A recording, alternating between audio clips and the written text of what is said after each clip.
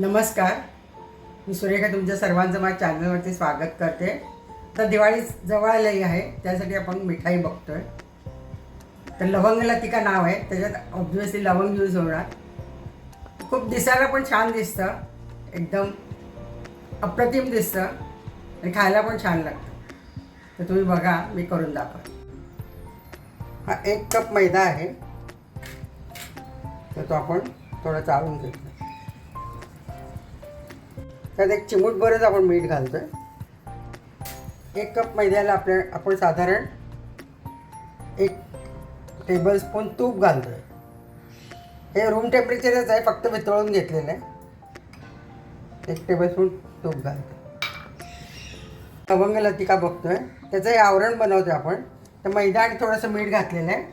घट्ट असलं तर आपल्याला 1 टेबलस्पून लागेल, पातळ असलं थोडंसं जास्ती लागेल.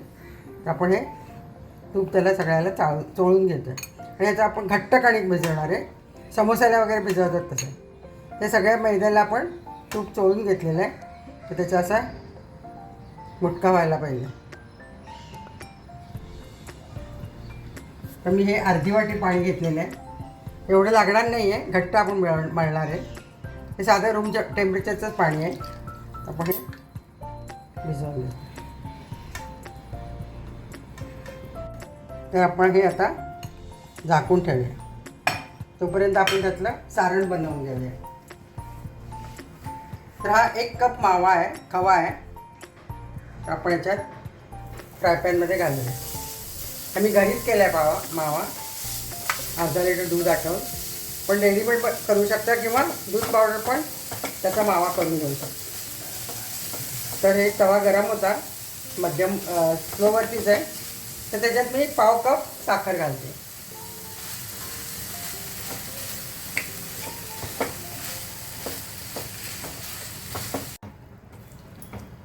तर मावा आणि साखर आपण भाजून घेतोय. ते जास्त खमंग होतात. तुम्ही नुसती पिठी साखर घालून पण करू शकता. तर हे आता आपलं थोडंसं घट्ट झालं की बंद करणार. त्याच्यातच थोडं आपण खोबऱ्याचा किस किंवा डेसिकेटेड कोकोनट पण घालू शकतो. खोबऱ्याचा किस माझ्याकडे होता, तो मी घालते. ओल्या खोबऱ्याचाच किस आहे हा.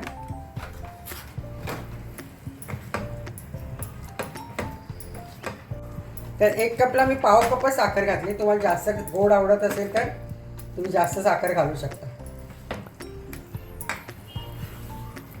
तर आपण आता हे काढून थंड करायला ठेवूया. थोडी वेलची,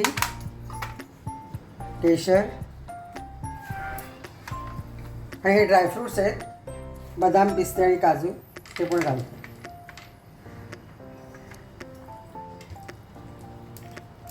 तर आपण मिक्स करून घेतो. 1 कप खव्याला 1/2 कप साखर घातली, कारण वरून पण आपण त्याला पाक लावणार आहे. मी पाक करून ठेवला आहे. त्या पाकामध्ये मी 1 कप साखरेला 1/2 कप पाणी घातलं आहे आणि साखर विरघळल्यावर 1-2 मिनटं उकळलं. तर हे म्हणजे चिकट पाक पाहिजे, साधारण 1 तारी आहे. मी अजून एक तुम्हाला मावा करायची सोपी पद्धत सांगते. तुम्ही 1 चमचावर तुपात 1 अर्धी वाटी दूध घाला, त्यात 1 वाटी मिल्क पावडर घाला आणि ते सगळं मिळून परता. तर माव्यासारखी कन्सिस्टन्सी येते, चव पण चांगली येते. हे मी घरी दूध आटवून मावा केलेला आहे. तर आपलं हे सारण आता तयार झालं. एक 10-15 मिनटं मैदा आपण भिजवून ठेवला होता. 1 कप मैद्याला थोडीशी चिमूटभर मीठ आणि 1 चमचा टेबलस्पून आपण तूप घातलेलं. तर आता हे चांगलं मळून घेतलं आपण. त्याच्या एकसारख्या आपण लाट्या करून घ्या.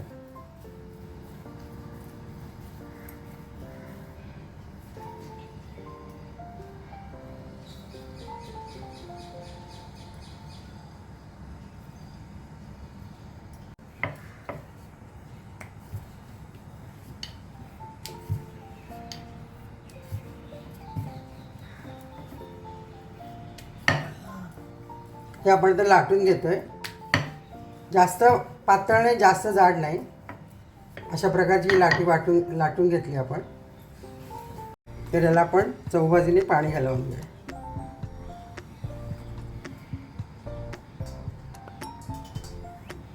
मध्यभागी आपण सारण ठेवतोय.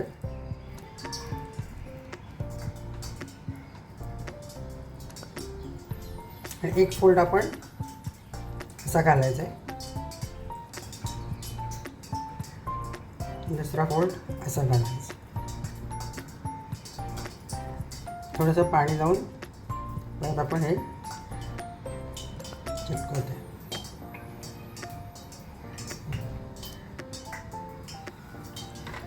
त्याला आपण एक लवंग लावतो.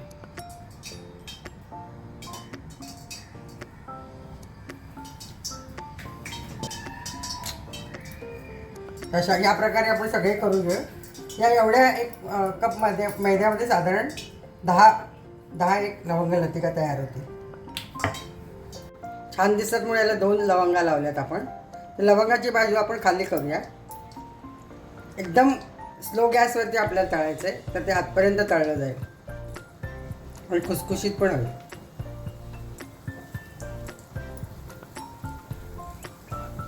त्याला 10 मिनटाच्या वर तळायला लागतात. 12 मिनटं पण लागू शकतात. एकदम मंद गॅसवरच तळायचं आपल्याला. त्यात एवढ्यात उलटायचं नाही आपल्याला, थोडंसं झाल्यावरच उलटणार. 5-1 मिनटं आपण एका बाजूने तळून घेतलेले.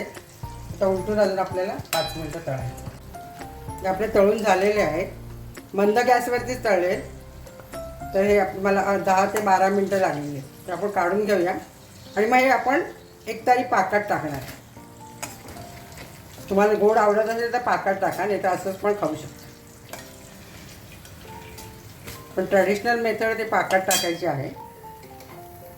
हा एकदम चिपचिपा पाक आहे, म्हणजे असं चिकट पाक आहे.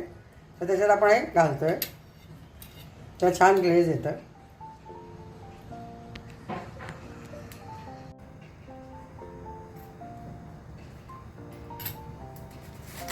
थोडं गरम असतानाच पाकात घालायचं, म्हणजे ते छान चिकटतं पाक.